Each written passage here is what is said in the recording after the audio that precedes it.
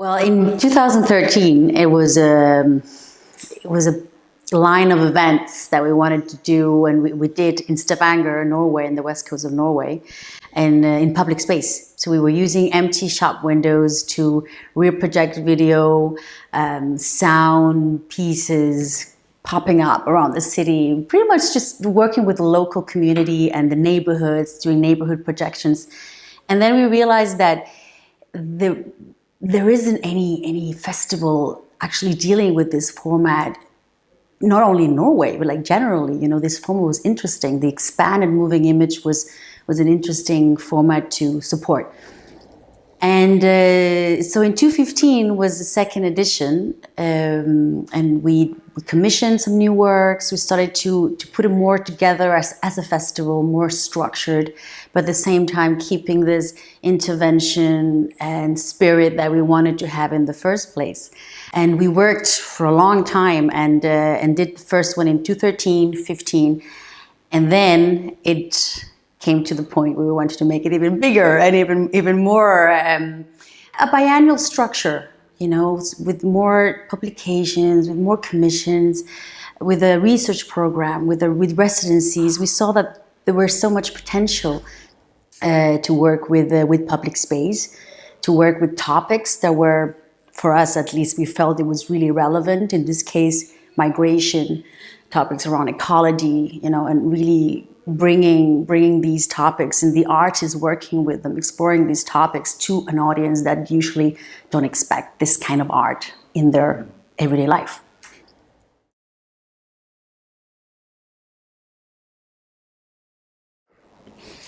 I mean, I choose to see Screen City as a biennial that is almost like every edition is a chapter of a book. So each one is connected to the other, where the previous one ends, the new one begins in a way, thematically. And this is also what we speak to, what we communicate to the artists that we are researching or we meet on the way. So we can create a kind of a book. Maybe this biennial will end up with being 5-6 editions only, a book, or maybe it continues. But curatorially, I think that this is working with topics that are quite, I would say, quite heavy and broad and big, like, for example, migration, the previous migrating stories. And the one before that was around labor, in the quarters of the financial crisis in Europe. And the one that is coming now in October is called Ecologies, Lost, Found, and Continued. And this is around the topic of ecology. And I think that these topics, yes, we can intellectualize them, we can make them very up here, or we can just think, why is this relevant for the people? Because it is, actually. It is the topics that we are confronted with every day. And I think the artists that can explore this and can mediate this in a best way possible, with what we have of canvas, we would say, in this case, the landscape of Stavanger, and also the culture of the city. In this case, Stavanger is the oil capital of Norway. Small, very, very powerful city in these terms or in this industry, and which from one day to another changed because of the industry of oil, the founding of oil in the 60s and 70s.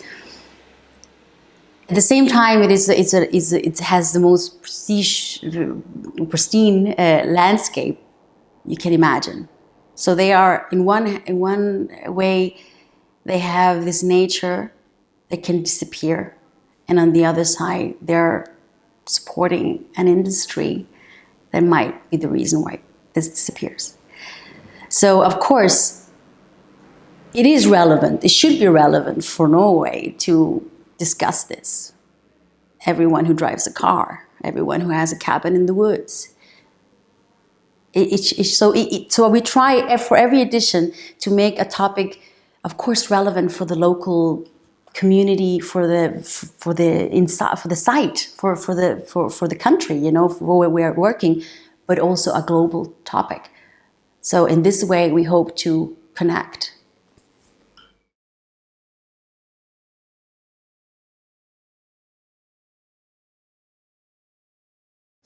We project on buildings, we do sound walks, video walks, interactive, virtual reality. We do augmented reality, that's pretty new for us as well, which is an interesting layer there. We do the live performances. And when I say public space, means like it's a ferry terminal. It's in a boat. It's on a ferry cruise through the fjords. It's in these kind of public spaces. It's a super challenge because not only are we in public space, but we are also in the northern hemisphere. It can rain. There can be stormy weather. Yes, as you mentioned, night. It's very, very tricky conditions. So yeah, of course, it is a challenge, but we choose to see it as a good challenge. You know, that the artists also might find interesting context that they usually don't get to show in with or relate to, because it's not we're moving away from the white cube for sure. And that is it brings a lot of interesting layers for the artists, first of all, for the curators. Hell for the producers.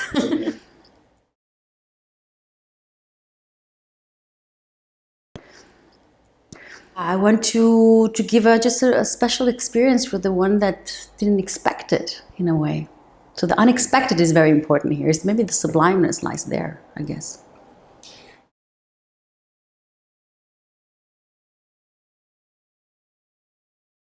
I don't know, sometimes I think, are we doing ourselves a favor of bringing more technology into people's everyday life?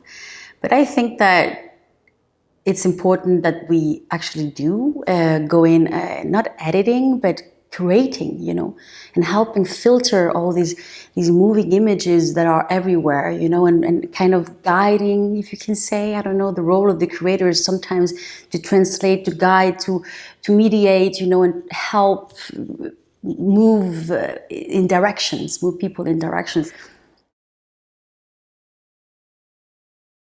So we commission approximately 5-6 new works every time, and then we have sometimes co-produced or existing works that are premiering during the biennial. So it's a combination, but we have roughly around 20 artists, 25. Then we have also the online program, which is also an interesting. Speaking of a new public space, it's definitely one we really want to enforce, and there we also have a program. Even though we are working in public spaces or in these more challenging formats, we also have cinema, we also have the more classic formats. So, but overall 20, 25, even up to 30 artists we can present during. From the beginning, again, we always saw Screen City as a not a model, but a format that could be easily moved or transported, you can say, borrowed, in contact with other cities and other institutions abroad. And I think we will do that when the time comes. I think that it is definitely a possibility to experiment with this model, which again is something that there are some biennials that have done it, but I think that we might find a way that we can migrate Screen City a bit.